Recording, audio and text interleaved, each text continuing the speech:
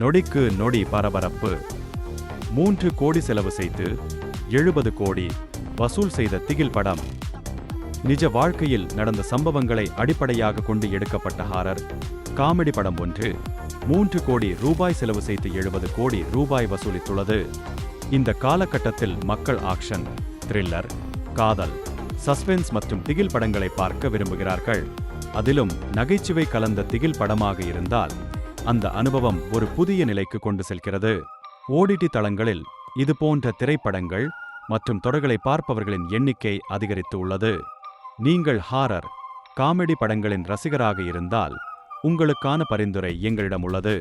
இந்த படம் உங்களை பயமுறுத்துவது மட்டுமின்றி சிரிக்கவும் வைக்கும். ரோமஞ்சம் படம் 2023ஆம் ஆண்டு திரையரங்குகளில் வெளியாகி வெற்றி பெற்றது.